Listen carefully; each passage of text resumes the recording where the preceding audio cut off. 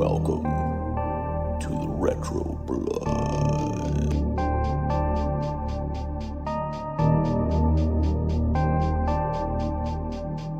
Welcome back, everybody, to the Retro Blood as we continue this hell month of 1980s horror movies with the title Hell in it.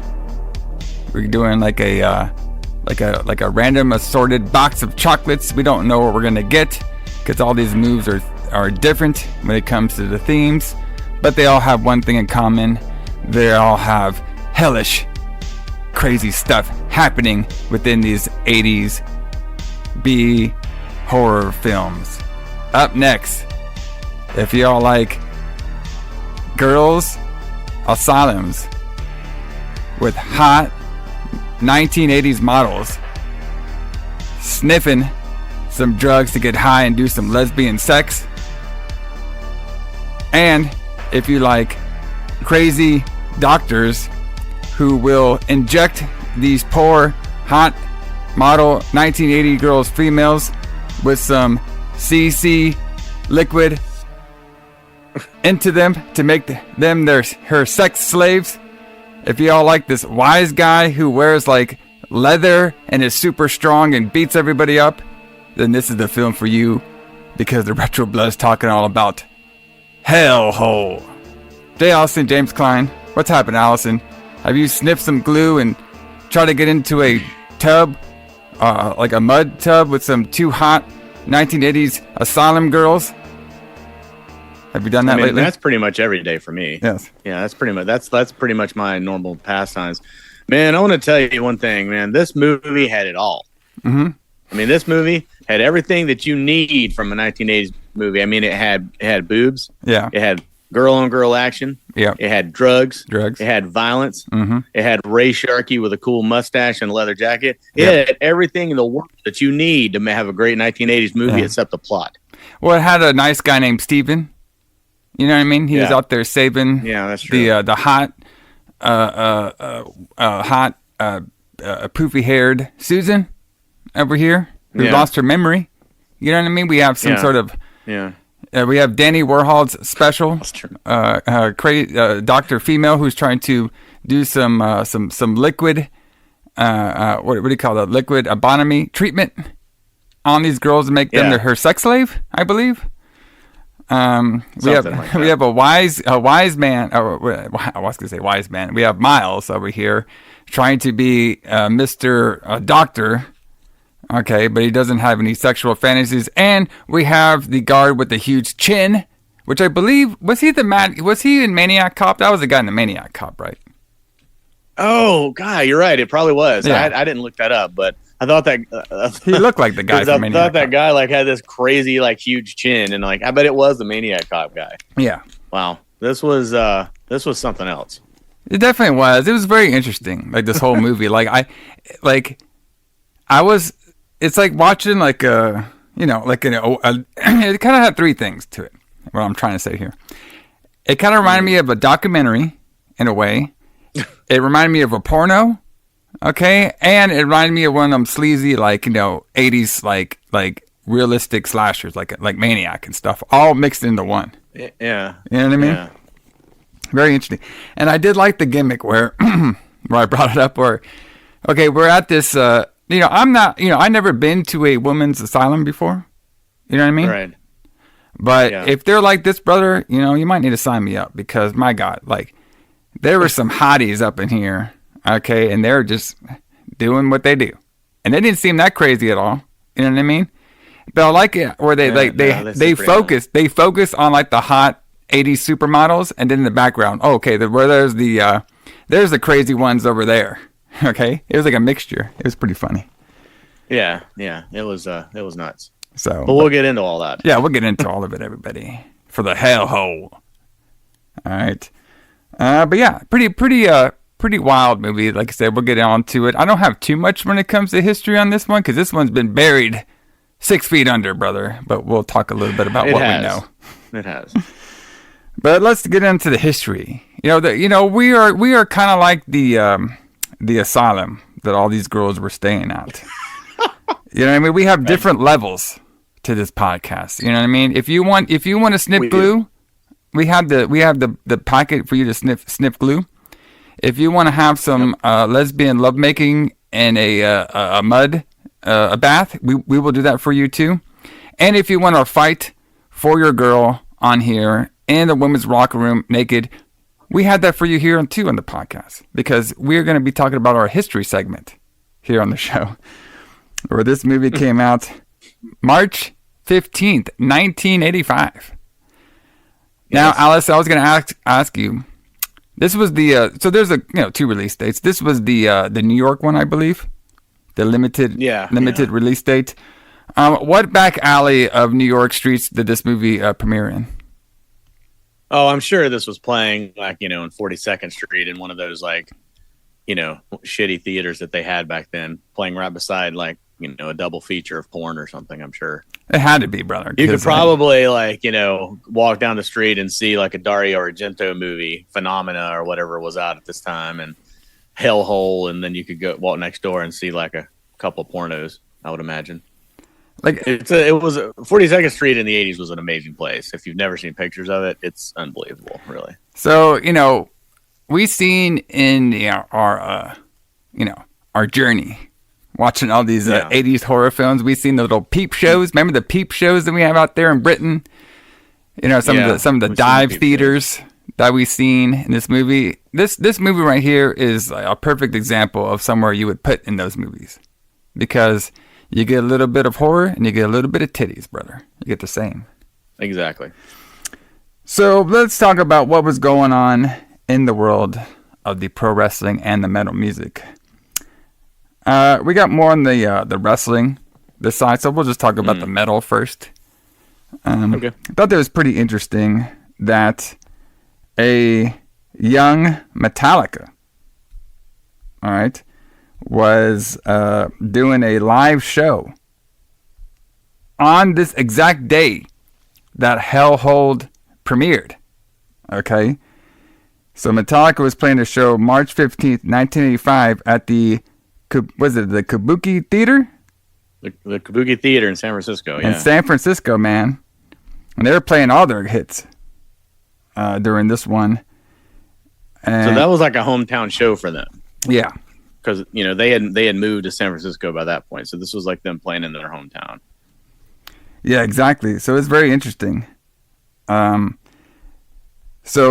there's if you go on YouTube, you can find a little bit of some of the tracks that they play live, and the one that I found on YouTube is the one where they were playing the track "Seek and Destroy," which is obviously one of their famous. Do we have the whole things on there? Do we have their whole? Do we have the whole set list, or no? I kind of have a set list on here, but I don't think it's correct, because on the set list that I have in front of me, it doesn't show "Seek and Destroy," and it has "From Who the Bells Toll." Is that released by then? Yeah, so basically in March of 1985, they were a year away from releasing Master of Puppets. Okay. So they were probably about to go record Master of Puppets when this show happened. So Ride the Lightning had come out the summer before. Yeah. It came out in July of 84, I believe. So they were playing, they might have, that's what I was going to ask. I was wondering if they played any of the songs from Master of Puppets on the show. Well, here's a set list that I have in front of me. Okay. I don't know if it's the complete one, because I don't see Seek and Destroy on here, even though I just listened to it on the YouTube. So one of them might be wrong. But they opened up with Fight Fire with Fire. Yeah. Right? Then we did Ride the Lightning. Okay. Right? Then we did Phantom Lord. All right. Okay. Then we did the Four Horsemen. Mm-hmm. Then we had our boy Cliff do a solo. Yep. Then we had From Whom the Bells Tolls. All right. Mm-hmm. No Remorse. Fade to Black. Creeping Death. And I got Kurt solo, and then we got Motor Breath. Okay, so they played songs off the first two albums. Yeah. But yeah, you're right. It's weird that we listened to Seek and Destroy live from that show, but it wasn't on the set list for some reason. They just and it's also hard for me to believe they ever played a show without playing that song. Yeah, exactly. Too. So that set list is probably not complete, I'm guessing. Let's see. But it's pretty interesting, see like a younger Metallica live. That'd be really fun. That would have been an awesome time to see them too. Yeah. That would have been great. Because, obviously, Metallica, we talked about this in the past, like nowadays Metallica is one of those, to me, they're one of those, metal bands that if somebody says Metallica is their favorite band, it pretty much means they don't know that too much about metal. That's just the way, that's the way I see it. Now. Yes. Yeah, nowadays, yes. Now, back then, in like 85 and shit, I mean, this is for your thrash metal guys, this would be the show to go to. Well, this would have been like underground music then. Yeah. Because like Metallica has this weird history, at least from my perspective, and it's all just like, anecdotal. It's all just my memories. But, I grew up in a really small town, and like once I discovered Metallica in probably like 86 or so, I guess. I think I discovered around Master of Puppets, as a little kid listening to this stuff. And I just remember like being, bullied and chased by rednecks for wearing a Metallica shirt. Because it was, it was just like, I don't know. It was just, I don't know how to describe it without using words I don't want to use. Yeah. But basically you were just, it just wasn't an accepted thing. It wasn't accepted, right? You listen to whatever hair metal, I guess, or whatever these rednecks were listening to. But then like that, like once like 1991 came, like all these same rednecks that used to try to beat me up for listening to Metallica started listening to Metallica. And then it just switched to this like completely different thing. And like a lot of their older fans just kind of fell off, and I was one of them. And then, they got taken over by this other group of people, which I like to call the Kid Rock listeners. So like they got their Kid Rock audience. So now like, when you talk about metal with people and they say Metallica is their favorite band, you kind of have to ask some questions, because are they a Kid Rock listener, or are they somebody like me who listened to Metallica, from early on? Although I would never say Metallica is my favorite band now, but yeah, I see your point. I clearly agree with that. Like, if you say Metallica is your favorite band, that means you probably don't know much about metal. Yeah. Or kind of the same thing though. Like if you said like Lorna Shore is your favorite band, then I'm going to question how much you actually listen to metal. When they say that, they're either new to metal, or they just go on the train of the popularity. Like, oh, who's the mega bands? I'm just going to love them. You know what I mean? Right. So, like, if you're a true metal fan, yeah, you'll like some of the, major stars. But, there's a lot of great bands that are not well recognized, that's, a little bit more creative than your fascinated higher up bands. So, yeah. I'd still like to see Metallica again, though. Yeah, definitely. I've never seen him before. And I was kind of pissed because they did those shows in Texas and Dallas. Yeah. I think it was last year, right? It was like filmed and everything. They did it with Pantera. And I had a lot of my friends go there. Yeah. I had a lot of my friends go there. I was like, fuck. I probably would have went to that one. It seemed pretty cool. Yeah. Yeah, we should try and do they're doing a North American tour next year. We should try and do an old Retro Blood field trip and go see Metallica. Yeah. Yeah, because we do a lot of wrestling tours. Well, we do pretty good on the metal side too, but not like old school metal. We gotta get that going. But yeah, pretty fun. We haven't done a show special in a long time either. Yeah, exactly. Yeah, live from the place. Yeah. But yeah, that'd be pretty fun to go see them live during this time. Pretty, definitely a lot more energy during this particular time. Yeah. Well, yeah, I mean, they're not 60. Yeah, you lose energy as you get older, as you find out. Turns out. Yeah, but I still heard they're pretty wild live too. So obviously, it just has a little bit more production behind them. This is, and obviously in 1985 they weren't coming out with like bright lights or the best equipment known to man. You know what I mean? It's just a little bit more punk rock during this particular time. Speaking of punk rock, me and Alison did watch a episode from Mid-Atlantic Wrestling, Jim Crockett Promotions, in their 50th year anniversary year of 1985. Can you believe that? That's pretty crazy. Yeah, in 1985, they've been around 50 years already. 50 years, man. They started in 1935? I was like, damn. Yeah, it would be 35, yeah. Yeah, I was like, okay. I every time I see that, you know, because we've done some Mid-Atlantic from 1985. Every time I see that, I'm just like, I was like, damn, 50 years. That's wild. So this is a pretty good episode. I didn't get to finish it all, but I know you did, Alison. So the Mid-Atlantic stuff is always pretty like hit or miss with me. But, you know, at 1985, this is where we're like, this is the year between 1985 and early 1986 where they're transitioning to World Championship Wrestling. You know, like they went from Mid-Atlantic and we're about to transition to a different name change of World Championship Wrestling. But they're still part of the NWA. They're still under that umbrella, and they're pretty much like the main show for the NWA promotion around this particular time as well. You know, very crazy and fun year 1985 is. You know, obviously on the other channel, we have the rise of Hulk Hogan, and we had WrestleMania happen.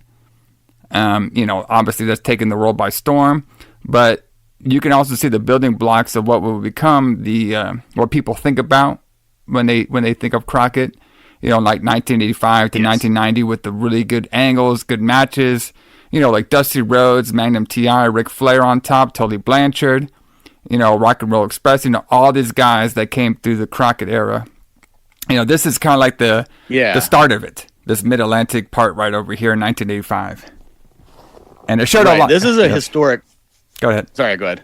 No, I said it showed on this show. This is a Yeah, we did it twice. Yeah, but yes. All right. Here we go. Maybe we both sniffed glue before we went on the show, like our girls did. Oh, yeah. I know I did. Anyway, this is to me. This is kind of a historic episode. I'd never seen this episode before, but you can see, like you just mentioned, like how they were about to break out. Like everything that I love about Crockett is on this show, but it hasn't come together yet. You know, Dusty had only been there like a year or two, I think, and he was the booker of the show. You got Arn Anderson showing up for the first time in this episode. You have Tully on the show.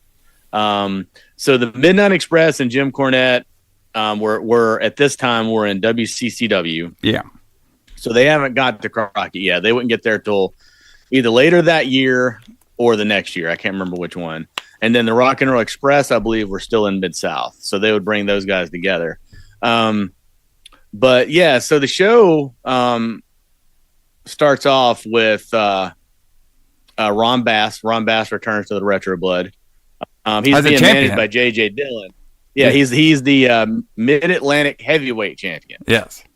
Not the major title, remember, everybody.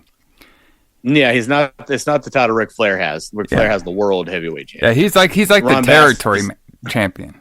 Yeah. He's only the champion of the Mid-Atlantic area, but he's being managed by J.J. Dillon, which is kind of cool because J.J. Dillon would go on obviously to manage the Four Horsemen in a few months. He fights Frank Lang and he wins. You know, no big deal for that. We got Magnum T.A. on commentary. Yeah, he wins with the Bulldog, which you don't see very often, which I think is kind of cool. You know, he bulldogged him into the mat. 1, 2, 3, and it's all over. You know, I always like the top. I always like the top rope. Sorry, I always like the top rope bulldog. I always thought that was a cool move. Oh yeah, that was great. The top rope bulldog's great. You know, you would think that you could just push someone off the top rope and not be hit with the bulldog, but it never seems to work that way, does it? No, brother. No, of course not. Too much momentum. One thing too, it's weird about this show that I don't know if you noticed was that, I mean, obviously the Crockett shows were taped. This was also not taped in the studio, which they usually were. This, I'm pretty sure, is the basement of the Spartanburg Memorial Auditorium. I saw ECW in the same venue. Oh, nice. Same building. But I think that, so the show was taped and it aired on the 16th, but they're also promoting a show that night. So apparently Silver Star 85 was the same night as this show aired on television. Which is really weird that they would push it that late. Yeah. But I mean, maybe that's just how, you know, like you would think that they would work their show around, this is coming up, even though we're recording it weeks in advance. But basically he's saying, on the 16th, you got to go to Greensboro to see this show. But for that show for Silverstar 85, which is the 25th anniversary. That was a celebration of the Greensboro Coliseum's 25th anniversary and Crockett's 50th anniversary. But it was not filmed as far as I can tell. Yeah. It was just a live show. But Ric Flair shows up. And so did you see the Ric Flair and Wahoo, or did you saw the Ric Flair interview? Yes. Or the promo? The beatdown, yes. Okay. Yeah. So he's on the show twice. So he comes out the first time and he's kind of acting like a heel, but he's a face where he is. He's a face in Mid-Atlantic, but he was a heel everywhere else apparently. So he's doing the heel mannerisms, but he's coming across as a face, which I think is kind of weird. But he was just so popular because he talks about how he doesn't get down to this area as much as he wants to because he has to travel around all the territories. But he always loves it when he comes there, and there's they have the best competition, and he thinks Wahoo is old, and he doesn't want to do the strap match, or he doesn't want to fight Wahoo at all. And then Bob Geigel says that he is not going to sanction a strap match. Yes. I thought that was funny. The Indian, the way they said it was like, Bob Geigel will not sanction the Indian strap match. The most dangerous match in wrestling, brother. Almost as dangerous as a Yappa Pie strap match, if you remember that one. Yes. Almost as dangerous as that. It was basically a death sentence if you have to be in the Indian strap match with Wahoo. Yes. So then we go on. Then we have Buddy Landel versus Mark Fleming, which I thought this was kind of interesting because Buddy Landel also had the Nature Boy gimmick the same as Ric Flair did. And they do mention that during the match. They mentioned that it's weird that he has the same gimmick as Ric Flair. Yeah. And he ends up winning with the figure four, which they also mentioned is Flair's move. Although I don't really remember, and maybe I've forgotten, but I don't really remember them having a big feud over this. But Landel was considered like a mid-carder, and Flair was like at the top, so that may be why. But it just but anyway, like a so then But then neither one of them was Nature Boy first. Yeah. Because Buddy Rogers was also a Nature Boy, and that was well before either one of the other two. So then we have Flair again, and Wahoo comes out to confront Flair, and says, are you, you say I'm old, or I'm yesterday's news. He's like, but I can take that world title from you. And then Flair says, well, we should just fight right now. Yeah. So so Flair goes to the ring, and then they all take off their shirts, and then they fight. And then, which is kind of weird. Like, you don't see that much. Like, you don't see, the two top guys actually fighting on TV much. So they actually fight. And then Tully comes out and attacks Flair, which is kind of weird to think about what would happen like a year from now. Yeah, that one. Where Tully would be in the Four Horsemen on Flair's side. Yeah, but, that one definitely got me. Attacks Flair. Yeah, that was really weird. And I thought what was weird too was Flair is like the babyface, right? Yeah, like you were saying earlier. Like I guess he was a heel everywhere else, but he was like a babyface here. But it's so weird seeing like Wahoo as the heel. I mean, I know. I'd never seen that before. I never thought of Wahoo as a heel, but they would apparently, and later on in the year, they would have more matches and they would reverse those roles. Yeah. Whereas Wahoo would go back to being the face and Flair would be the heel. But anyway, so they attack Flair and then they beat him with the strap. And then after that, Flair goes back to do a promo again, and he says, all right, we're going to have the strap match tonight. I don't care what Bob Geigel says. We're going to have the strap match, and it's going to be at Silver Star 85 on the 16th, which coincidentally is, like we said, the same day. Then we get the most amazing presentation from Superstar Billy Graham. Did you see this? Was he kung fu fighting? Yes, he was. He was basically doing the Great Muta gimmick. Yeah. So I was shocked. Like my mouth was like completely open. I have never seen this before. But apparently, Superstar Billy Graham claims to be a karate champion. Yes, you know. And he's doing Come on now. he's doing a lot of fake karate moves. And he has like a headband with Japanese writing on it. And then he basically karates Gene Ligon and wins, and that's pretty much it. That's all I gotta do, But man. I thought that was really weird. I've never seen him The like, karate to me. Yeah, to me, he's always been like, the body guy. I'm going to come out and I'm going to pose, and then we're going to do a body match, and then that's it. But yeah, it was really weird for him to do this karate gimmick. I'd never seen that before. And then we find out they do a little segment between segments where we find out that Magnum TA's favorite magazine is Playboy.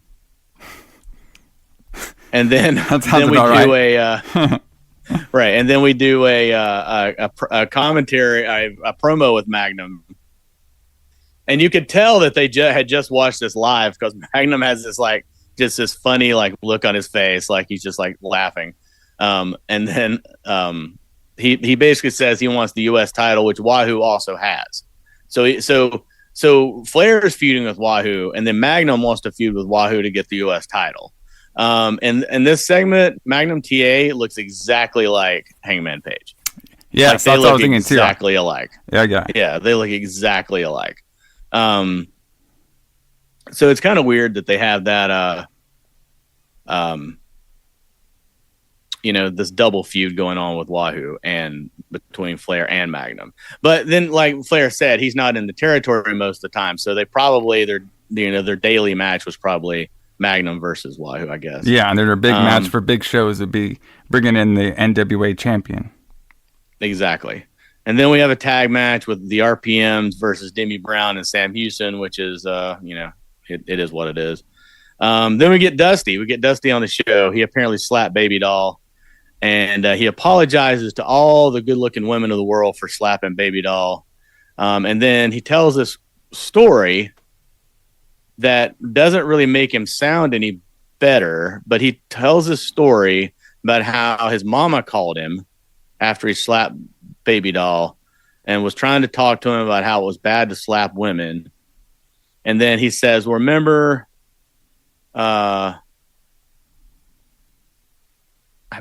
this story's crazy, but he says, do you remember when Dad got me that, what he calls a black woman horse, which I guess is a black horse.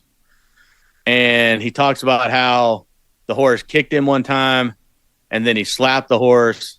And then from then on, he was able to ride the horse anytime he wanted to. And that was supposed to be a story about how he was justified in doing this, but I don't really think it made him sound a lot better. But anyway, that's pretty much all that happened with that. And then we had Arn Anderson in his first match and against a jobber, and then he just beats the shit out of the guy. It's amazing to see Arn Anderson when he first got there, about how much agility he had for a big guy. But yeah, he just plays the heel. He says that they say he's Ole Anderson's cousin. He's another Anderson from the Anderson family, which obviously he wasn't, but he did look a lot like those guys. Yeah. So he fit in perfectly, but he was getting there, and then obviously Ole would show up a little bit after this, and then they would all, become part of the Four Horsemen. Yeah. And then finally at the end of the night, we had Jimmy Valiant versus the Golden Terror, which Jimmy Valiant won with the sleeper. And then we have Magnum TA on commentary, or on a promo again. And then Jimmy Valiant interrupts, and then he does a promo, but they play his music over the top of the promo. So I don't know what he said, but it was kind of weird. And then they all just then the show just fades out. But I guess that was kind of a lead into this Silver Star. And obviously the main event of Silver Star 85 was going to be Wahoo versus Flair in the Indian strap match, which Flair wins. Oh, interesting. And then, that was their big show. So Flair ended up winning that match. He also had Dusty was also going to take on Tully Blanchard for the Atlantic Television title match. Yes. And if Dusty loses, he can never wrestle in Greensboro again. But fortunately for him, he wins, and he becomes the U.S. He wins the belt. the Mid-Atlantic Television champion. Yep, he wins the belt. Now, did you see the They did talk too that they had I believe it was a match with the Russians versus Sergeant Slaughter, something like that. Oh yeah, so yeah, they had a flag match, with the Russians, the three Russians, Ivan Koloff, Nikita Koloff, and Crusher Khrushchev versus Magnum TA, Sergeant Slaughter, and Don Knodel. And of course, the faces won that. Magnum TA, yes. Sergeant Slaughter, and Knodel won, of course. Because they were talking in the show about how it was the return of Sergeant Slaughter. The Russians don't like that, brother. Because he had been in Mid-Atlantic in the early days, like in 81 and 82. And then I guess he just went around to other territories because he wouldn't go to WWF for like another year or two. Probably. Yes. Yeah, it probably wasn't until like maybe like 86, 87. Somewhere around there. That's what I was thinking. Yeah. I mean, I know he was gone from Crockett by 86, but that doesn't mean he went necessarily to WWF. But I was thinking 86 or 87 is when he went there.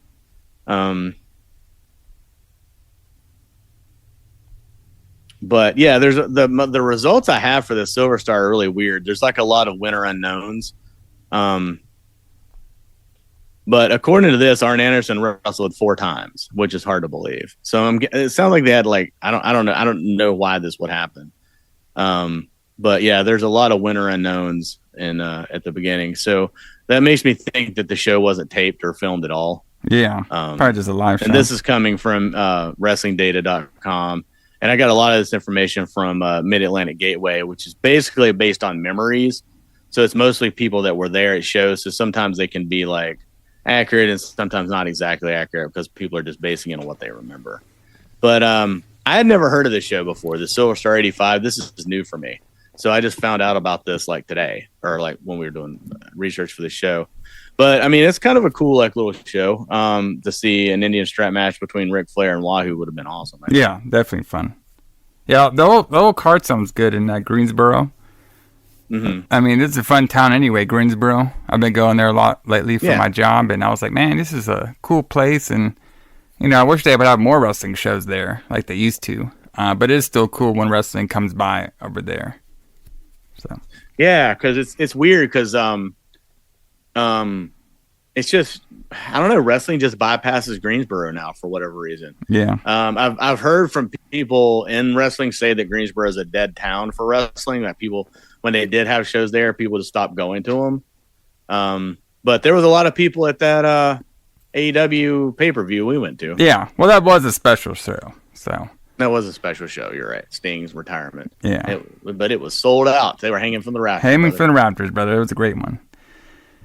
Speaking of great one, let's get into it, brother. Let's get into who booked this shit of Hell Hole. All right. So it was booked by director Perry D. Mora? Do you know anything about this guy? Not really. Yeah, me either. Well, so apparently he's known for like just 3 movies. Okay. He's done Savannah Smiles, 1982. Oh, I know that movie, or I'm familiar with it. Yeah. Christmas Mountain, 1981, and Hellhole, brother. I wonder if they all have like lesbian. You know what I mean? Oh, just like, dude, Savannah Smiles is about a little girl. Oh, interesting. Well, what the? How do you go from it's that like to a kids Hellhole? Movie? That's what I was gonna be the question that I asked. Oh shit, PG. It's like, how do you go from making Savannah Smiles to like she's like I don't know, she's like this. I think she runs away from home or something. I don't know if I've ever even seen this movie, but I'm familiar with it. And then she has like adventures or whatever. And then he goes from making that to making. Yeah. So Christmas Mountain is a G movie. Another the Savannah Smiles PG, and this one's like super X-rated. He's like, fuck it, I'm just gonna go crazy. During Hellhole, brother. Fuck it. Yeah. Yeah, very Pierre interesting. DeMoro. That's crazy. Yeah. Just because I'm talking about I actually thought this movie was pretty fun. You know what I mean? And I thought it was actually a pretty interesting movie. This Hellhole was, but yeah, that's pretty interesting to see this Perry guy.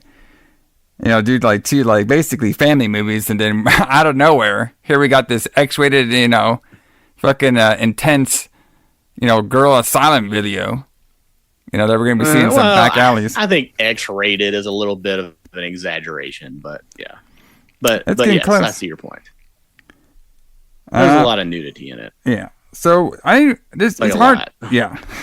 I didn't find a lot of like production details on this movie. Yeah, me neither. Even in the Blu-ray that the Screen Factory released, they only had like one interview apparently, and that was with the actress that played Dr. Fletcher. What's her name? Mary. Mary Mornova. And she was known to be in a lot of Andy Warhol movies. Yeah. During her time, and she was also in a Retro Blood archived. She was also in Chopping Mall as well. Oh wow! Okay, yeah. Cool. I forgot who she was in that movie, but she was there. It has a lot of kind of known actors. Ray Sharkey would go on to be in a show called Wise Guy that I remember him from. Yeah.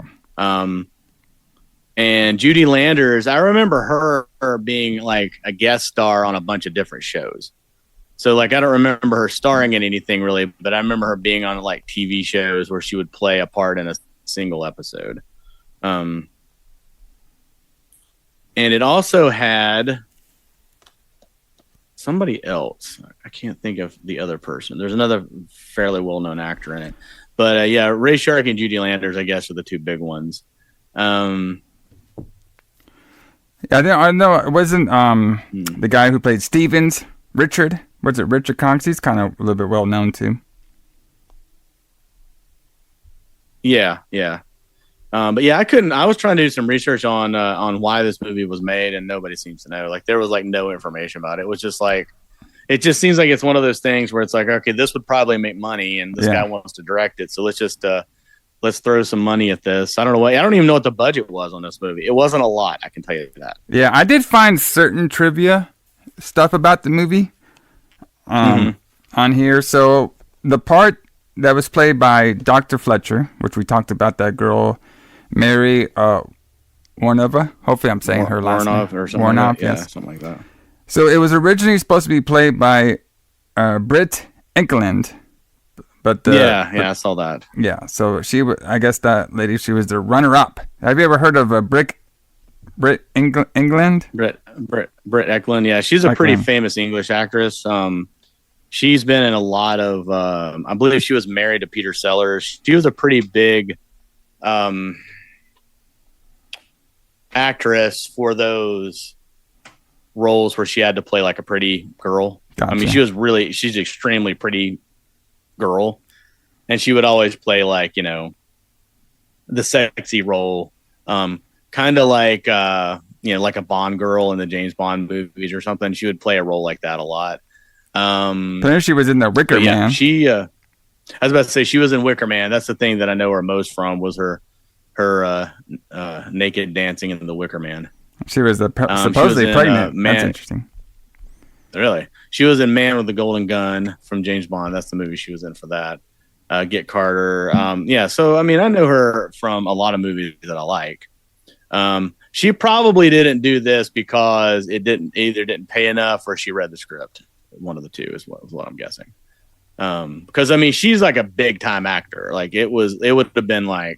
She would have been like the star of the movie if she had been booked, for sure, instead of Judy Landers.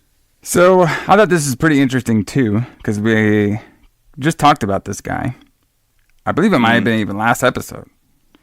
So additional photography was conducted and directed by Tom D. Simon after the picture's principal photography had wrapped, according to the 24th September 1986 issue of show business trade paper Variety. But he's not listed as anything. But supposedly it wasn't credited, but he had to go back and redirect some scenes. Yeah, reshoot some. Maybe he came back. It's like, you know what? We haven't seen some lesbian hot mud tub scenes yet. Why don't we just put that in there? You know what I mean? Right. Maybe he's the one that just put the because there was like random scenes of like the hot inmates of the asylum, just like doing drugs and about to have sex with each other until somebody interrupts them. Maybe he's like, you know what, we got to add that into the film, brother. You know what I mean? Let's just add all. The original movie was only 70 minutes long, and added 20 minutes of like all this mud tub. Why is there a mud tub in an asylum? Exactly. Just in case. But yeah, he worked on Hell Night though. Hell Night, yes, that's right. Because I was like, yes, I know we. Yeah, I was like, yeah, shit, he came back, brother. Maybe he's all about the hell movies. Yep. You know what I mean? Our boy Simon is. He's just like, you know what? If it has hell in it, I'm gonna be there. Sign me up. Exactly. So we should try to get an interview with him and find out why this movie was made and why he worked on it. That'd be awesome. I'd be like, first of all, tell me about that Kimberly Castle. Okay. All right. And how did you get that gimmick? And then tell me about Hellhole and why did you even show up in this movie? That'd be two great questions to ask this guy. Oh, and then I was going to ask him. His answer is going to be because it was a paycheck. And then I'm going to ask him, listen, I know you came back to do some principal photography or, to add some scenes. Please tell me all your scenes with them was them sorting glue and doing the mud bath. That's all I want to hear. Tell me it was. Okay. So we have the final theatrical feature film of actress Lynn Borden, who played the mother of Susan. So this was her final film. Mm-hmm. This Lynn Borden, who was a pretty big actress too. I remember she's been in a bunch of low budget films in her day, mostly in the 60s and the 70s. So it's very interesting to see this was her last film of this one. That's very interesting. By getting choked out, brother, by some leather man who's not, in the first 5 minutes, so she's only in the 5 minutes, the first 5 minutes or whatever this movie. So I thought this was interesting. According to Wikipedia website, the Shout Factory canceled its original plans to release the film on DVD and Blu-ray due to the film having missing footage. But it has since been released on Blu-ray in late 2016 by Scream Factory, pretty much the side piece of Shout Factory. Right. Same company. Yeah, very interesting. Yeah, they found a print. Apparently they found a print with the footage, with the missing footage in it. I don't know details on this, but I'm guessing that it was edited at some point to cut a lot of the nudity out, to show on TV somewhere maybe. And then they, of course, Shout Factory, they're an archivist company, so they don't really want to release anything that's not complete if they can help it. Makes sense. So that's why they canceled the release. But then they found this footage and were able to release it for posterity on Blu-ray. So we will have a high definition version of Hellhole to watch for all eternity. I don't know if I mentioned on the show, but I mentioned it to you. I have a copy of this on bootleg DVD that I bought at a convention years and years and years ago. Cause I remember, renting this from the video store when I was a kid. Which is kind of crazy to think about when I watch this now. Like you could rent anything then, like there was no ID checking or anything like that. But yeah, I think I've told this story before, but I'll mention it again. My parents worked all the time. And I was basically raised by the VCR. So like every day, we would go, you could rent a movie for $1. So we would go over to the local, it wasn't a block. We didn't even have a Blockbuster or anything like that. We had like a local little video store that was like in a trailer. And, I would go in and pick out a movie. And of course, all the mainstream releases at the time were all checked out. So I had to choose from all of these, B movies that they had that they were able to get real cheap, which is why I like all this stuff now. Cause I saw Zombie the first time that way. And I saw all these edited Argento movies. And then Hellhole was one of those movies. So I rented Hellhole. Damn, as a kid? And, watched that one afternoon. Yeah. As a kid, I watched it one afternoon. I remember, I was probably, I don't know. You must be feeling good after this one. Never seen so many tits in your life, brother. Yeah, it's no wonder that I'm all fucked up today. But yeah, watching zombie movies and Hellhole and shit like that after school every day. But yeah, that's my history with that. And I'd always wanted a copy of it because I hadn't seen it since I was 12 or whatever. So I bought this bootleg DVD for $5 at a convention that I went to years and years ago. But I don't think I ever watched it. I didn't really remember a lot of this movie. I watched it, I hadn't seen it since I was a kid. So it was kind of cool to see this again. Yeah, definitely fun. So, but let's not wait. Let's get into the full review of the hell. Let's do it. Your worst nightmare is a fantasy come true for the doctors of Hellhole.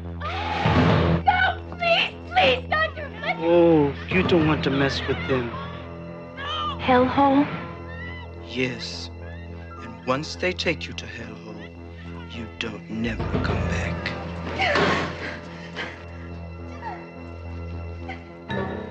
What's Hellhole? Susan, it's very important that you don't ever mention that again. Well, what is it, damn it? We put you here, and we'll keep you here until you die. Double the pleasure, double the fun. The mud bath with two brothers is better than one. Captives, stripped naked, What about her? I have special plans for this one. forced to submit to the ultimate experiment. But if we keep it under control, maybe we won't have any more failures. Hellhole. When you're taken here, everything is taken from you. Body Oh, goody. and mind. Be glad you're only watching it and not living it. Hellhole. Pray they don't succeed. Hellhole. All right. So we start off the movie like we start off a bunch of 1980s horror movies with a In front of a house. in front of a house. First camera shot view in front of a house, brother. Okay. Yeah. So we see that there's a mom and a daughter, and the mom is very very skittish. She's very nervous. She's doing like nervous cooking. Mm-hmm. All right. Yes. The mom's and then the daughter, which we're gonna find out is our main girl, Susan. All right. Mm-hmm.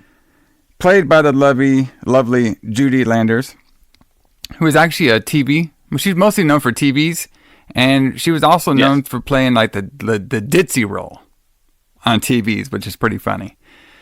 But this movie, she's I would say she's too ditzy in this movie. Mostly just a straight lace female, even though she does something weird coming up soon, and I'll point it out in a second. But they're talking about they're very worried that somebody's going to come get them because they have papers or bank statements from Dr. Monroe, and they're hiding the papers from him. All right. And mom's like, everything's going to be okay. Just go up and take your shower and get ready for bed or something. So she goes up there, Susan does, and takes her shower. And then we could see like some first person cuts of somebody sneaking into the house that has like the biker glove. Like not like the full glove where you can hide your print. This guy just has like the open glove that you can just do prints all around. Apparently they don't do prints in 1985, so we don't have to worry about that. I guess they don't. So then he sneaks into this. Boy, when this guy snuck into the house, I'm like, what kind of backwoods leather guy is this? Did you see what this fucking look like? The Shanky guy? That's his real name, is Shanky or whatever. But he's known in this. He's Ray Sharkley or something, which he has a crazy real life story about him. Did you ever hear the Ray real life? Sharkey? He was in Wise Guy. Did you ever hear about his like real life story though?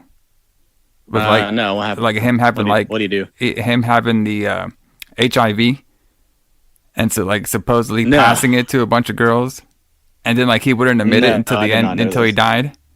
Pretty crazy. Wow. No, I did not know this story. Yeah, I read it before we were on here. I was like, oh shit, he's kind of a shady dude. But yeah, he's like he's obviously known for being a big actor. But this film was weird. Like he was a very strange character to me on this particular film because he looked like one of those, like the leather guys from this area, like the big, like, gay leather man. You know how they dress in like that kind of biker leather during this time? You know what I'm talking about? Yeah. So that's what I thought he was. Yeah, that is. But apparently this is silk scarf. Yes. So he was called Silk. So we know what they were like Yes. hinting at. Okay. Right. But he was like an assassin. And I'm just thinking, so you're telling me somebody paid this motherfucker who's dressing like he's going to go to some sort of leather convention, you know what I mean, to be an assassin. Interesting. Because Well, you know, when you gotta pay the think bill when you somehow. think when you think of assassins, you know, maybe like a trench coat, you know what I mean? Something to hide your face, gloves and stuff. But no, this guy I comes know. in full fucking leather costume, brother. He's just Yeah, he's straight up Freddie Mercury leather daddy look. Yes, exactly. I'm like, okay. So, and another thing, like, so Susan is up there taking a shower, right? And when she's done with her shower, she automatically changes into her aerobics clothes. Like, was she like, does she sleep in this, or is she about to go jogging? No, she's probably just wearing because it's comfortable, I guess. Very interesting. I was like, I don't, I work out a lot. You know what I mean? And I don't really like shower before I go work out. Like, doesn't that kind of like defeat Not before, the purpose? definitely. Yeah, because you always have to shower afterwards anyway, right? Yes, exactly. It's like, okay. Well, maybe she doesn't sweat. Maybe that's what it is. Who knows? So, Yeah. I didn't really know this guy was named Silk. You know, we find out, I literally found out at the end of the movie, so I just called him Leather Boy. There are my notes. Sure. So our boy Leather, so if I say Leather Boy or Silk, you know who I'm talking about. All right. So the guy, Leather Boy, he's out there, interrogating the mom because he wants the papers. He asking her where the papers are, and the mom won't give it up. And she tries to grab a knife, and he's just saying all kinds of he has a deep New York accent. You know what I mean? Like he's just, he's like very like New York basically when he's talking. And he's attacking the mom, and eventually ends up choking her out. And the daughter finally sees it when she goes downstairs. She can see her mom getting choked. She sees it, he sees it, and then she storms out of there. She runs, and she runs past another guy who was, I guess, the getaway driver for our boy Silk. And then Silk, the other guy was like, "Man, you fucking up everything." And then Silk goes and chases her. And she goes to a building, like a house that's being built, which we see in 80s horror movies all the time as well. And she's trying to hide from the Silk, and she eventually gets caught. And he basically intimidates her enough for her to fall off the fucking house. Crash land. So then after that, then we get the intro to our film. So we're starting Yeah, we off. get the credits after all of this. Yes. So we see it. So after we get this intro, then we have, I just called them the New York guys. They're all talking about Silk. And this guy just has the wildest outfit. He kind of has like this like mustache, and it's a very, very interesting look for this Silk guy. So he's talking about, basically Dr. Moreau's there. And he said like, "Man, why'd you have to kill the mom? Like we needed her." And he's like, and Silk basically wants to kill the Susan because he saw what he looked like. And Dr. Moreau saying like, "Listen, like she has amnesia now. She can't remember anything. And I sent her over to the asylum, but we still need those documents from her. All right. So I'm still paying you to get these documents from her. So you need to go into there and like find a way to get me these documents." And then Silk was like, "Well, you should pay me more for all this stuff happening." The guy's like, "I'm not going to pay you more." It's like, "Listen," he said, the doctor's like, "I'm not going to pay you more because you killed the Susan's mom." He's all like, "My murder is your murder, so you will pay me more." So we got this whole crazy thing of them trying to get Dr. Moreau's papers. So now, obviously, she doesn't have any memory of what happened. And this is when we go to the Ashland Sanitarium. So we have the Ashland Sanitarium for women. Okay. And right away, they show just a bunch of hot 80s women around here. And I was like, what kind of, is this damn, all these girls are crazy? All these hot 80s models? Yeah. They're just hanging out Apparently here. they all just lost their minds at the same time. And I was just like, so, like I was saying at the beginning, like, it's very funny. It's just weird. Like, like I said, maybe there is a bunch of hot women, women's in the sane asylums. I have no idea. Okay. But when you think of sane asylums, you don't think of well-kept 80s models. You know what I mean? No. But there's a shit ton of them here at this particular one. So this is when we meet Ron Stevens. He's kind of like our hero, and he's kind of like the helper around there. And he's talking a little bit with Susan. Susan's in a wheelchair. She can't remember anything. And Ron says, "Okay, well, I need you to talk to our main doctor, Dr. Fletcher." All right. And you can see that Susan's not really getting along with the inmates there at the Ashland. So then we see Dr. Fletcher, and she's just writing on her paper, "sexual." So we know what her intentions are, brother. So she's talking to Susan, and she's asking her, like, we don't have your memory in here, and your mother and Dr. Moon dropped you off here, so we can help you regain your memory and keep you here because something traumatic happened to you, and they're worried about your state of mind, basically. Because Susan just can't remember anything, and then right away, the way that Dr. Fletcher gets out of problems and stuff that she doesn't want to talk about, she just says, "Oh, you must be tired, and I'm tired. I can't talk to you no more." Like you're only talking for like 2 seconds. "Oh, I'm tired." Okay. Yeah. I don't want to talk anymore. Yeah, exactly. I'm tired. Okay. So then she gets on out of there. All right, and then you can tell that this Dr. Fletcher is up to something. All right. Stevens rolls, I like my notes here. Steven rolls, on a wheelchair, rolls Susan through the nut house. We see a bunch of girls fight. Susan gets up and starts fighting with these other girls, and she doesn't want to be in the wheelchair anymore. All right. She's like, I'm not crazy. I just can't remember anything. All right. And then we have, then Dr. Stevens, or Stevens, I don't know if he's a doctor. Steven leaps Susan with this other crazy lady. And those two watch how this girl is fighting in the sand. We have like a sand pit. And these girls are all fighting in the sand pit. Yeah. You never done any fighting in the sand pit, Allison? Well, maybe when I was a kid. But yeah, they mentioned that they build a sandbox for them because it's relaxing or something. But apparently they're fighting in it at this point. So. Yeah, better than a pool, apparently.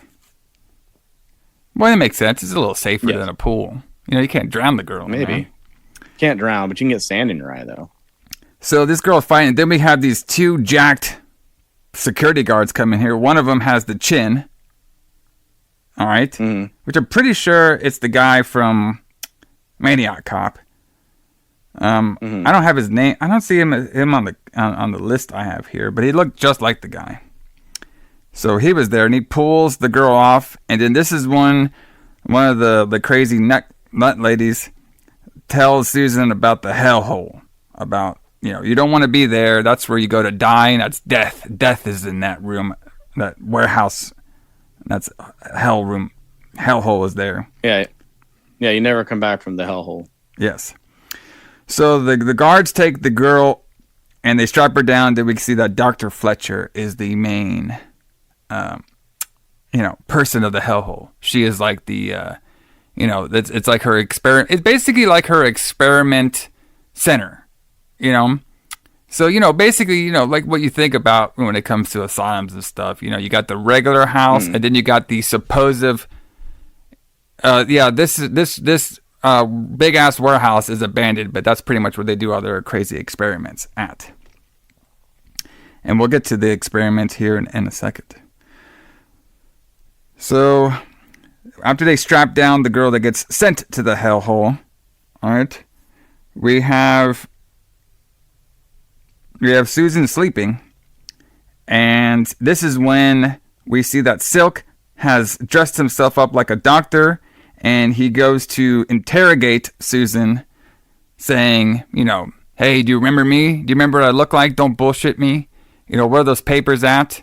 It's like, we put you in here, we can keep you in here. And then while this is happening, Steven overhears this, and he gets him out of there, and then Steven and Silk, who is going by the name of Taylor on his name badge, they start blowing up to each other. Then Taylor just leaves without and he's like, hey, who are you and stuff. So Silk basically dresses up like he's like one of the nurses, and they all just believe that he's a nurse because I guess they got new employees happen like every fucking week or month or something. So nobody could tell who's on staff or not.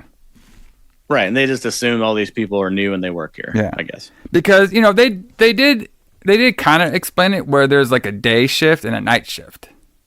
You know what I mean? So I guess maybe. And then the one woman says she was on vacation, so yes, it must be new. Yeah, everybody's just new. All right, showing up. So he thinks that's a little weird, and he then Steven goes he asks like Susan like, hey, who was that? And like, why is he saying like he's gonna keep you here and stuff? And she's like, oh, I can't remember. Can't remember anything. Conveniently, her memory is gone. I fell off a story house and I hit my head and I just can't remember that particular detail of what happened in the last 24 hours, but I remember everything else about myself. Yeah. Can't remember this key factor. Yes. But everything else I can remember. I can't remember that one little thing. It's trauma. So after all this happens, we have... Okay, and then this is when Susan asked, hey, she asked to Ron. It's Ron Stevens. So if I say Ron or Stevens, it's the same dude.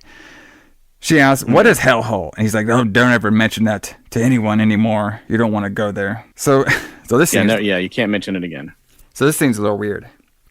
So our boy Silk, all right, he's like,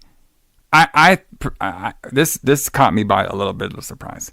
So Silk is there. He's like in this like made up red room that he has now. I guess he snuck into the asylum, the sanctuary, and he may have his own room now. And he dressed it all in like leather girls and leather, a lot of leather biking stuff.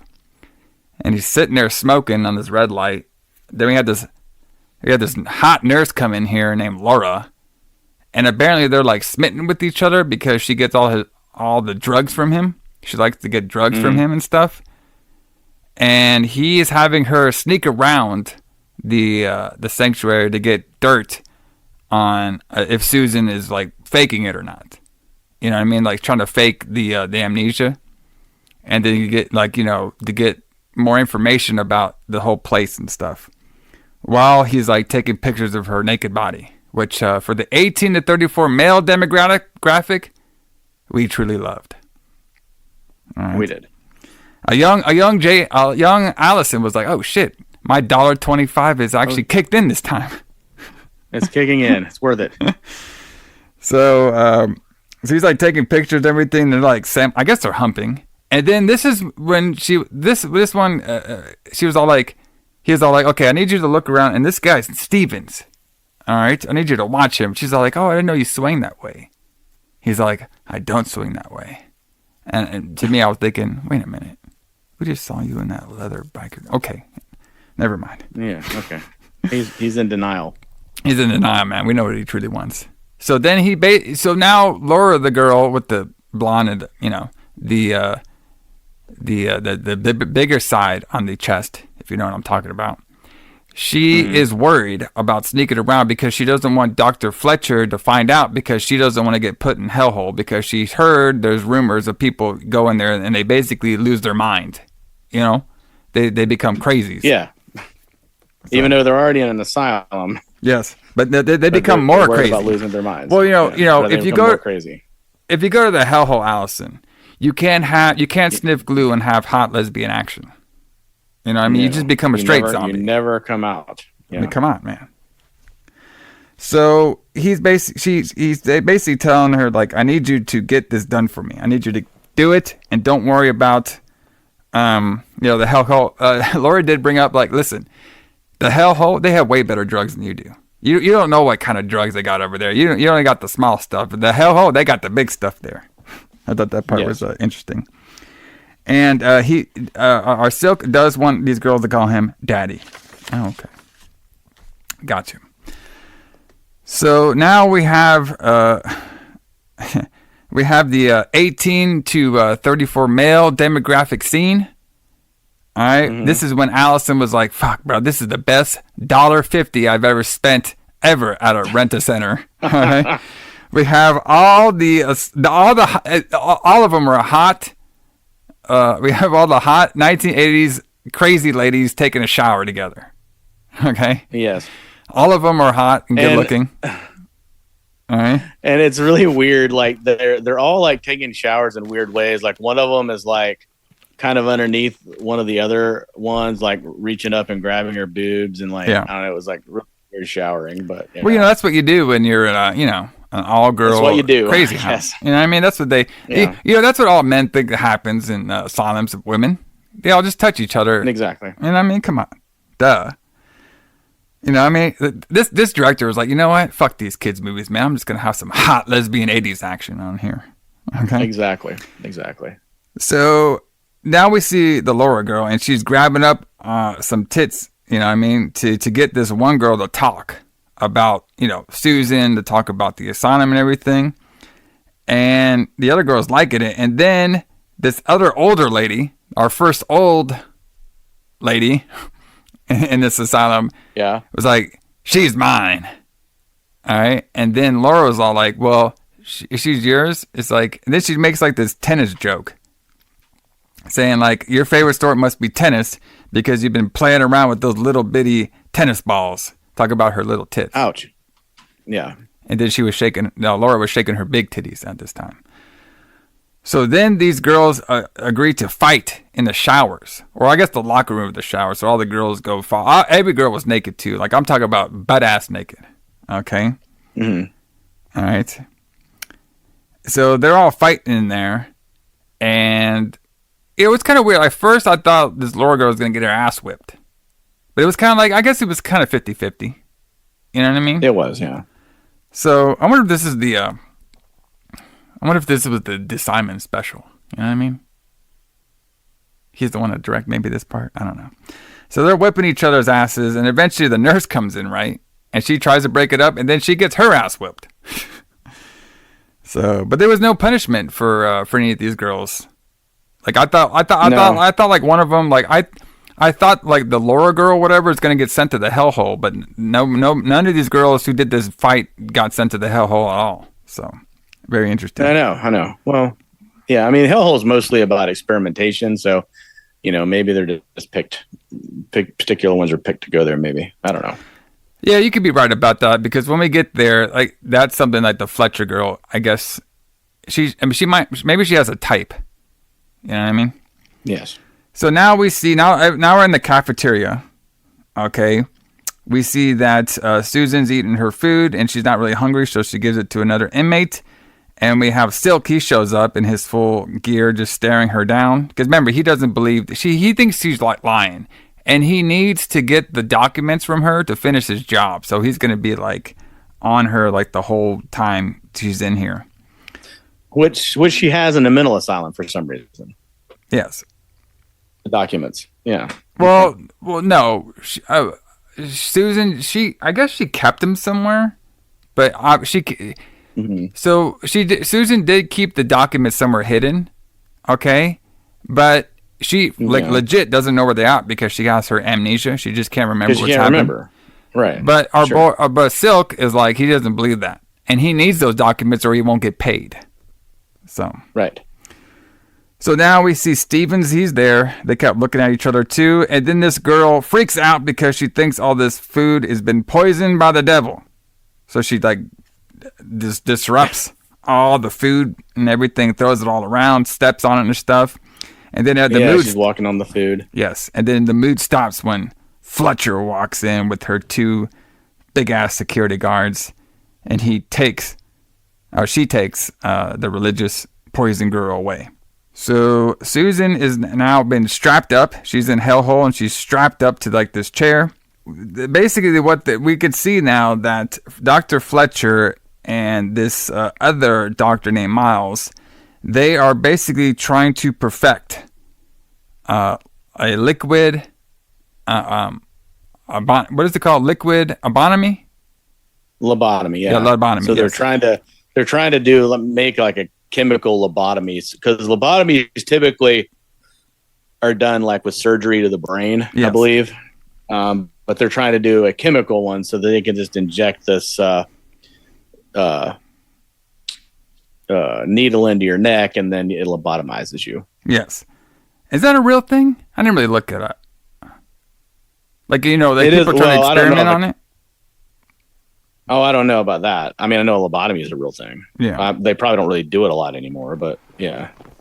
So basically, they're trying to do this because with the girl's craziness and fears, they think if they do the liquid lobotomy, they can lobotomy. Sorry, they can wipe away their fear and make them pretty much like, you know, soulless mutants, basically.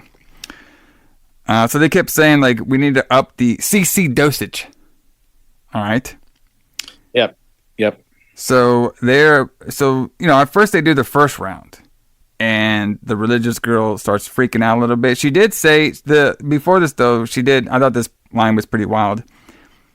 The Dr. Fletcher asked the religious girl, "What are you afraid of?" She's like, "The devil." And Fletcher's like, "Well, what do you perceive the devil to be?" And she says, "You." I was like, "Oh shit." So then she's like, "Okay, well, we'll see that." And then they start putting more CCs in her, and she starts freaking out. And at this time, we see that Stevens, he has snuck in to the hellhole to see what's going on over here. And he's watching all this happen. Yeah. And eventually, the CCs don't work out. She's at first, she's fine. And they thought they actually perfected the dosage. But then she starts freaking out again. And Fletcher wants to do more dosage. Miles doesn't because it will kill her. And Fletcher's basically saying, it doesn't matter. We got to try it anyway. We got to do it for the science. All right. So she injects her more and she ends up killing her. Even though she's all like, don't die, please. And then when she dies, she's like, shit. And then we can see Stevens basically recorded all this stuff in his brain. And we can see that Fletcher and Miles are talking outside. And Miles is like, you know, we can't keep killing these girls. And she's like, oh, I'm doing this all for science. And he's all like, you're not doing this for science. You're doing this for your own sexual escapades. Yeah. And I was like, we find out about a little bit later. And I was like, wait a minute. So you're trying to like lobotomize people to be like your zombie sex slaves? Is that what you're trying to do? Exactly. Well, how's that working? Not too well. Most of them keep dying. Right. So now Stevens calls his connection, this Dr. What was her name? Cindy, I believe. Cindy Hammond. And he's saying like, hey, you know, I want you all to come over here and inspect this office because just like in Pittsburgh, they're trying to experiment with that liquid lobotomy. And she's like, well, okay, well, I need some evidence. He's like, well, fuck, I don't got any evidence. Just show up over here. She's like, well, I need evidence to do all this stuff or else I can't, you know, check him out. It's like, listen, there's people dying in here and you need to come over here and check it all out. And I need you to check out this girl named Susan and do some research of why she's here. Okay. So he's basically like a I guess, Ron Stevenson, he's kind of like an undercover, he's not a detective, but he's like an undercover journalist guy. And I guess he goes into different asylums or sanctuaries and see if they're doing like, you know, that's kind of experiments. So that's why basically what his character is. So now we have the Silk. He's meeting with Dr. Monroe. And he's basically telling like the girl doesn't remember anything. Okay. And Monroe's like, well, why is it taking so long? You know, to get her to, you know, get her to remember or get her to, you know, break or whatever. And, you know, he's like saying, Silk's like, listen, I got all these people on my ass, man. I got this doctor on my ass. I got all these people on my ass. Dr. Miller's like, I don't care how you do it. Just get it done. All right. So he's trying to push up the clock to get him to figure out what these documents are. We don't really know what like the documents said or anything for the Dr. Moreau. No, we don't really find out anything about the documents. They just need a MacGuffin to get us through the movie. So like, oh, it's documents. He's looking for documents. Yeah. Okay, so now we have two. This is one of our first scenes of two of the 1980s hot model inmates. Yes. Snorting some sort of powder in a bag. Mm-hmm. And they just get topless for the 18 to 34 male demographic. And they're about to do some lesbian love until they get interrupted. All right, and they get interrupted by the security guard. All right, and he takes. Well, this is the main security guard. They didn't give his name, but I just called him Chin. They gave him, Big Chin. They got him by Big Chin, security guard. And he's all like, "Oh, you girls have been doing this. I caught you. This is the second time I caught you stealing drugs." And they bring one of them to I guess one of them is going to go to the hellhole, and the other one is staying here, and he's going to take care of her himself. All right. So now, and then he also says, "Do you hear that, girl? The crazies are singing." And then we also see some older inmates, you know what I mean? And they wake up everybody, and they're about to have some sort of party time. And this is when Susan sneaks away, and the Dr. Miles tries to get her, but he can't. So she starts running, and this is when we have a long scene of her going down the basement. She gets inside from a sleeping guard. She opens up the gate. Then we have the guard with the chin.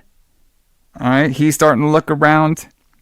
And this is when we have Susan go down to the boiler room, and she goes down to the depths of the boiler room.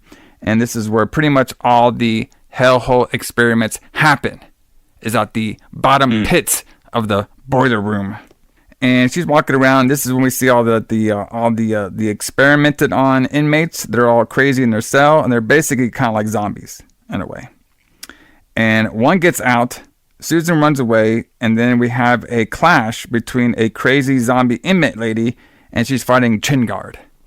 Like my notes there? Yes, Chin Guard. Yes. So, and then this is when Susan sees. This is when Susan sees Susan sees Fletcher's dead body collection. That's my notes too. Yeah, and then she passes. That's a good way to put it. Pretty much that's what happened. Of dead bodies. Yeah, her collection. Yeah. Yes. Because we saw the religious one in there, dead. So then she passes out, and then she wakes up strapped to the chair, and this is when Silk has her strapped to the chair, and he's basically interrogating her, saying, "You don't remember me? Mm-hmm. You don't remember your mom? Like, come on here, give me something here. You don't remember anything? Remember anything? Come on, I got shit to do, girl. Okay." So he's getting very pissed off, and he's basically like gonna be torturing her until Dr. Fletcher walks in with her chin guard. All right. And they're saying they're like, who are you and stuff. He's like, listen, I snuck in here. All right, and she's minding stuff. And then Fletcher's all like, no, the chin guard's like, you want me to go over there and break his neck? And then Fletcher's like, no, you'll break your own neck. I was like, really? Like, this guy's like huger than this fucking wise dude, okay? So then, like, they're going back and forth. And this was kind of weird. Like, is everybody just intimidated by this Silk guy? Like, oh, yeah. Did you notice that? It just seemed like just everybody was intimidated by this guy. And, like, he didn't really look like nothing. He looked like 130 pounds of nothing. But he just intimidated everybody. He's a killer. It's really interesting. So they're going back and forth, right? About like she's asking like, what do you want with this girl? It's like, that's my business, everything. And then he says like, listen, girl, don't fuck with me. All right, if you fuck with me, you're really gonna get it. You're gonna really be in trouble. And then she's like, I'm always in trouble. All right, then Miles just comes randomly in saying, hey, this fucking the inspection board has showed up here and they really want to talk to you out of nowhere. And they're like, oh fuck. So they're getting kind of nervous. So Fletcher tells Miles to go hide all those dead bodies in the back. And then and then and this is also too like the Silk, he leaves. And then Fletcher also tells Miles, hey, don't let the hoodlum guy touch Susan. All right, but they don't do anything about that. They just let him walk freely. Yes, it's very interesting. Yeah, they don't. Yeah, because that would stop the plot if they did something about that. Yes, the guy. Yes. He was booked for later on, so they had to let him go. Yes, okay? Exactly. So now we have the chin guard. He's like hiding Susan. All right. Well, I guess Miles he has Susan still strapped up, or kind of strapped up, and then the chin guard straps her up some more, and he's gonna go play around with her in like the crazy asylum part. And then this is when we see Fletcher. She meets with the committee. She meets with the committee, right, for the inspections.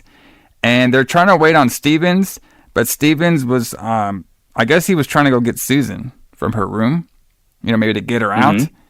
But he got attacked by 2 other security guards, and he got thrown into a room. So they're doing an inspection, and we could basically see that Sydney, she wants to check out the hellhole. She doesn't want to care about anything else in this whole asylum. And Fletcher's like saying, well, I got this sandbox over here that I built. What about that? She's like, no, I want to go to the hellhole. She's like, well, that thing's been abandoned. We don't got nothing over there. But Sydney's like, we're going there. So they walk around. They're looking around the room, and basically the big thing is Sydney wants to check out the boiler room. All right, and she's like, well, why do you want to go to the boiler room? There's nothing in there. She's like, we're going in there. And then during all this stuff, Stevens breaks out of the what was it on, like the 3rd or 4th floor? You know what I mean? Basically, yeah, he was pretty far up there and jumps down. Yeah, jumps down, doesn't break any leg at all. No, just gets up and runs around. It's simple for him. Steven, he has great healing powers. Absolutely simple. You know what I mean? He's like Wolverine. Maybe he took a lot of those mud baths. Maybe. It's probably the all the drugs that they're all doing. He's snorting. That's true. They had glue. They had coke. Everything. Yeah, meth. Yeah. So they're down the boiler room right now, and they're looking around, and then she wants to go deeper down into the boiler room. All right, but the fat guy that she's with doesn't want to go there at all, and we can also see that they're also accompanied by Dr. Monroe as well too. And so now, I guess they couldn't find anything because Miles actually hid everything pretty well. So now the fat guy has had enough and he wants to leave. So they all leave. And Fletcher sees them off, and she says, "Bitch, I beat you, and you know it." And then Steven sees them leaving too. Okay, here's my favorite scene of the movie, just because I'm kind of in the demographic. I'm a little older than 34, but I'm still in that demographic. I'm the 18 to 40 male demographic, brother. Okay, you are. And you're waiting. You're waiting on this scene. And there's and this is a big '90s thing, so it's interesting to see it in the '80s. The mud, because then we have a lot of mud wrestling in the '90s or something like that. I believe so. I believe this is ahead of its time. Yeah. So we have the girl Laura, right, and she's in a mud bath at a insane asylum. Why they're I have no idea, but they're in a mud bath together. Okay. Yeah, I don't even know why they have this in the asylum, but whatever. Totally naked, kissing up on each other. You know what I mean? And then randomly, a fucking Playboy walks in, or Silk. All right, comes in there, sees 2 girls in a mud bath. You know what I mean? Talking about he sees the coke they've been snorting. I guess they got that coke from actually no, it was like crystal meth. I think they were snorting. Yeah, he says it's crystal meth. Yeah. So he snorts a little bit, and then he makes this thing of saying he wants to be like a bologna sandwich. He basically wants to have them as the bread, and he has the bologna. That's all you gotta say. It's so easy in the 80s, man. It's so easy. All you gotta do is find a mud bath, some crystal meth, and pretend like you're a sandwich, and you're good to go, brother. Okay. So but he kind of fucked up though, because he goes in there and he just wants to fuck on the other girl. I think the other girl's name is Adrian. And he was all like, he's trying to get with the Adrian, and Laura's girl's like, what the hell? I thought we were both gonna do it. He's like, I didn't really want you. Get on out of here. And then she's like, but then Laura says, well, you won't be around too long, so it doesn't matter. And then he gets really serious now. Silk's like, what are you talking about? What are you talking about? And I guess he chokes her in the mud bath a little bit, or intimidates her in the mud bath. The other girl is just sitting there. And she spills, she overheard that the Dr. Fletcher knows he's been snooping around and is going to get rid of him. All right. And then he tells Laura to go off, and then he doesn't want to have sex anymore with the other girl, so he tells her to get off. And he's just sitting in the mud bath all by him lonesome now, because he's scared for his life, and he has to make the first move. And I was like, not only this was the best scene, but it's also the most confusing one. All right. So we get a part where Steven is meeting with the doctor, Sydney. All right. And he's telling him, like, they locked me in this room. That's why I couldn't meet him. She's like, well, even if they did all that to you, I'm sorry, but you still weren't there. So we couldn't count you as evidence of you being there. And she said, we didn't find anything. He's like, well, you need to go back there and figure it out. Like, it's going on there. She's like, well, we don't have any evidence. And Steven's like, listen, I don't want all your fucking, democracy bullshit over here. I know this shit's going on over here. And they're keeping that girl Susan against her will in there. And this shit's going on. Like, I don't know why you're trying to help out this Susan girl. You barely know her. You're just using all your affection for women or something like that. All your emotions are getting in your way. And during this whole time, this Monroe guy, he looks like he is going to be sweating bullets over here. Because he knows everything that's going on, basically, with this Susan girl. So they eventually say, basically Peter says, I'm going to go in there. I'm going to get you your fucking files. And I'm going to get that girl out, whether I have your help or not.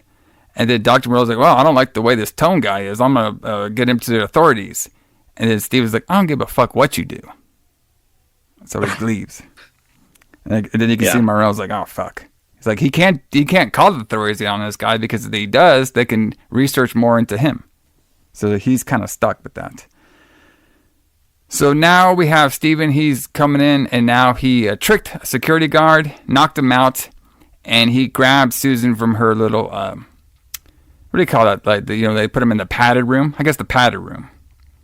Yeah, sure, we'll call it that. And he gives her the nurse outfit. He's like, hey, I'm going to sneak you out of here, but hold on, I got to go grab some files. Okay? But yeah, just wait around for a minute while I get the files. And then we have another scene. Kind of like the two scenes back where we have these two topless girls and they're snorting glue and they're going to have some hot lesbian action. Sniffing glue. You ever snip some glue and just be like, you know what? Let's just get down and dirty. You know what I mean? This is good stuff. The only thing I know about that is like the Ramones have songs about sniffing glue, and I thought that was like a 1970s like punk rock thing. I didn't think people still did that shit, but I guess they do. Hey man, you gotta find what you gotta find what you gotta find. Exactly. So Fletcher comes in. Shit. Oh, okay. She's like, I caught you girls again. This is the second time. So she takes one of them away to the hellhole, and the other was like freaking out. But she keeps like the Asian looking one. She's all like, I got better shit than glue. Okay. So then we get like this, like it's like a two-way. We see that the Fletcher is in the pool area. All right. And I'm not really sure what plan was here. Like she's in the pool with the inmate and she's going to feed her a drink. The inmate doesn't want to take it until Fletcher drinks it. She's like, this will fuck you up good. I don't know. Was she drinking? Well, I don't even know what she was drinking. Probably some sort of like... Yeah, I don't know. I don't either. It had to be, what's it? Absinthe? That's the only thing I could think of. Some sort of like strong drink or something. Right. And then, Stevens is looking for the files. All right. And then Susan overhears some noise. And she goes to see what the noise was. So with the Susan part, she basically hears this noise, but it's some crazy lady, like one of the older crazy ladies that we barely see. Because all we've been seeing is the crazies 1980s hot lesbian models. This is actually one of the older ones. All right, they're the real crazy ones. And her thing is she wants to be on like play or Broadway. So Susan's trying to sneak out, and this is one of the night nurses like, oh, you must be new. You must be from the. She's like, yeah, I'm from the day shift. She's like, oh, why do you want to do the night shift? It sucks doing the night shift. And then we have one of the inmates. Well, we have one inmate trying to escape, but then the crazy girl almost blows Susan's cover. All right. That also happens too. Right. So we have this big melee between the doctor trying to rescue trying to get the injection pin from Susie. She won't do it. She's just sitting there waiting for this long ass elevator.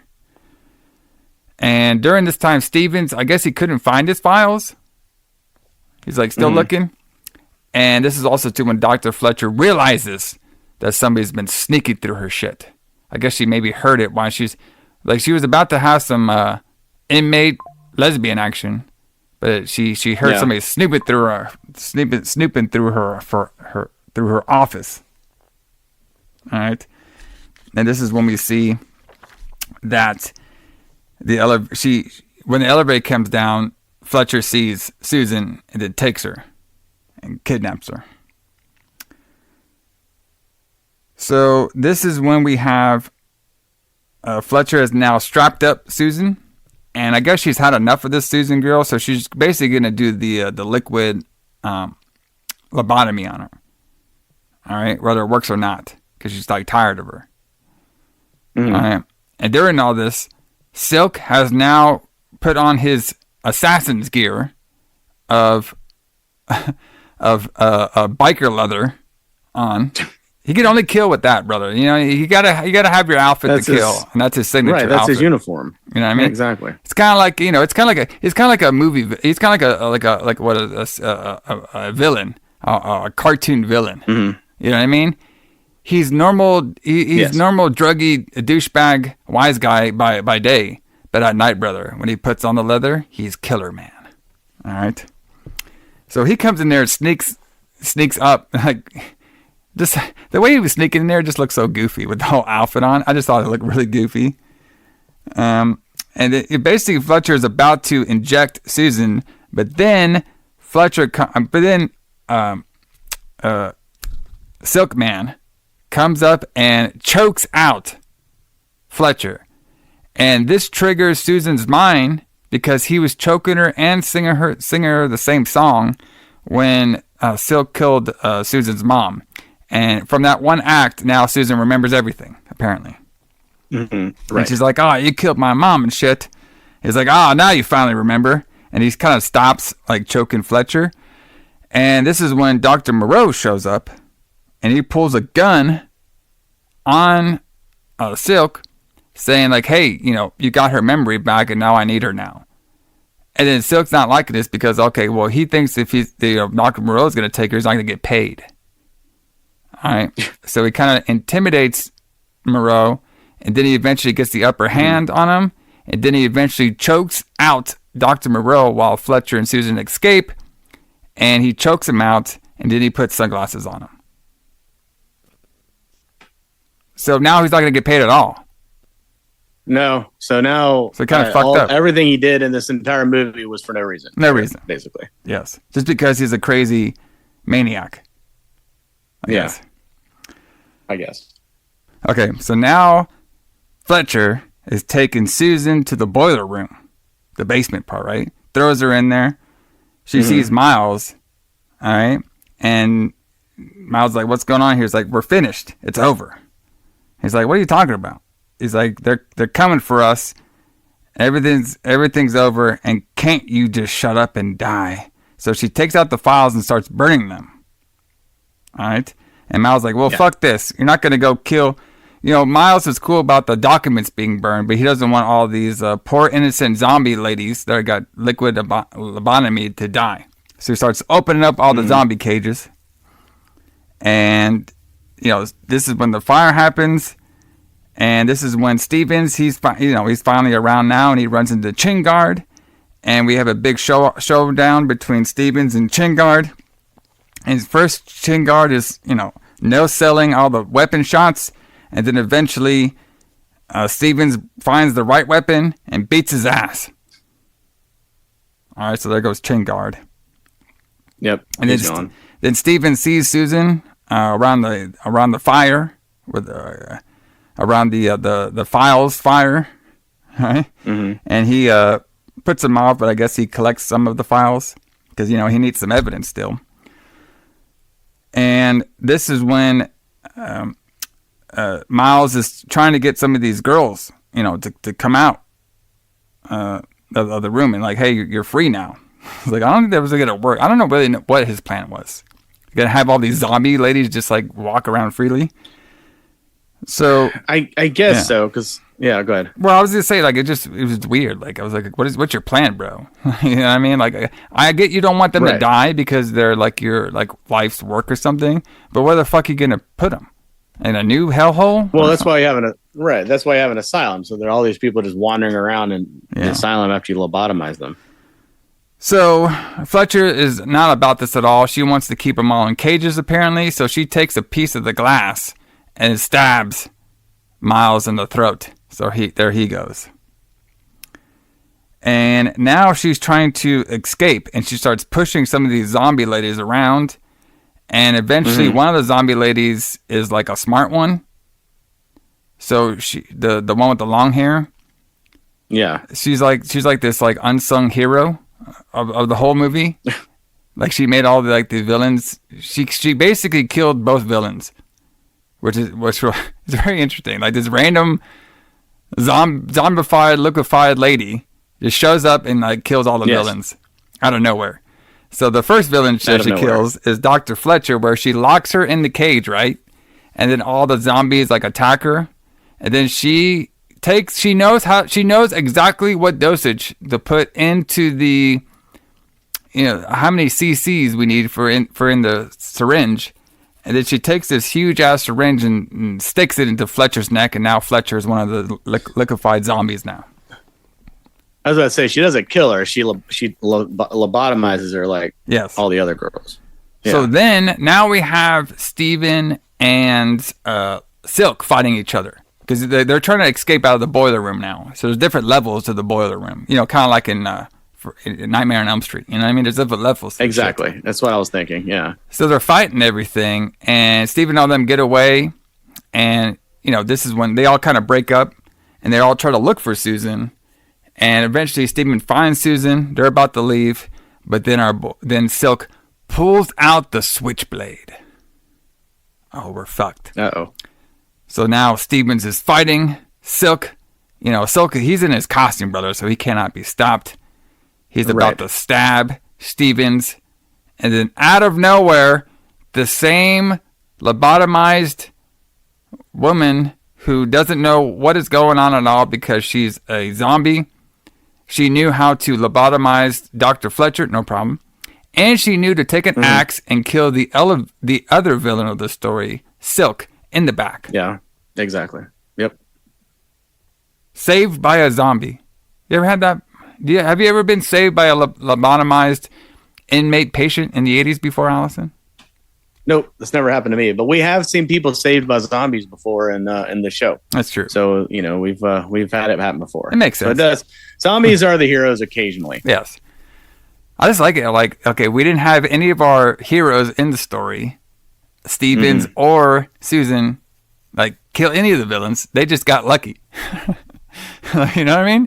It's very interesting. Right. I don't think I've ever seen that before. You know what I mean? Yeah, it has a really interesting ending. Like none of the heroes are actually heroes. Yeah, really. Just like, they are, but I mean, they don't solve the problem. The only person that solves the problem is this liquefied zombie character. That's very funny. Right. So eventually, Susan gets out. All right, before Steven, because she just ran away when Steven was getting attacked and shit. So she runs outside. She's by the gate and everything. She's like, "Oh fuck, I remember everything now. And it doesn't matter." And then Dr. Fletcher comes up next to her, and she's a zombie. Stevens comes by. He's like wondering what's going on. Then all these random nurse guys just show up out of nowhere.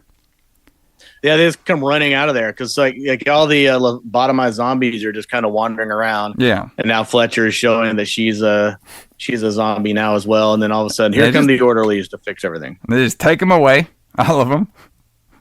They're like, Fletcher, she's just a zombie now. It's fine. We'll just take her away. And that's fine. We'll just put her in with everybody else. Not asking like, okay, why did this happen?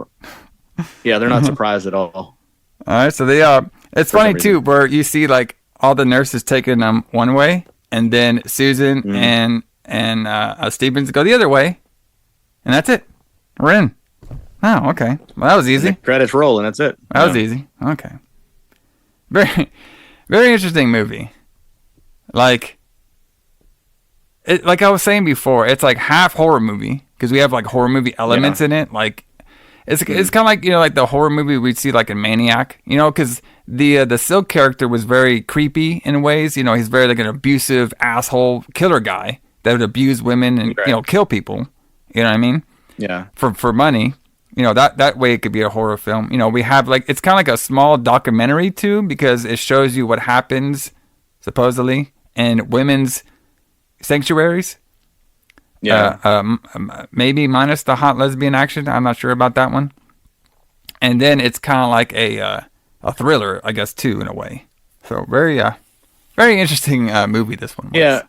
Or porno. Yeah, it's too. like a cross between. I would call it like a cross between like a women in prison movie and a horror movie. Yeah. Because like most of the women in prison movies, like they're kind of famous for being, you know, like softcore porn, I guess. Like the whole thing is to have like, you know, women, you know, nude women subjugated by some prison authority, and then there's always one that's not supposed to be there, and then she finds some way to break everybody out, and then she becomes the hero, which is basically what happened in this movie. Kind of. Yeah, very interesting.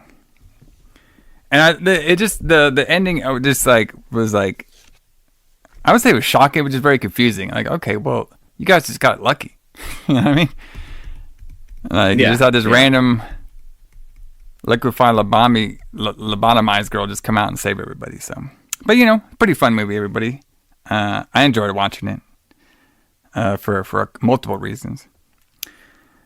But, yeah, I mean, it was definitely fun to watch. Yes. But join us next week, everybody, as the Retro Blood finishes up Hell Month, 1980s Hell Month, with Hell of the Living Dead.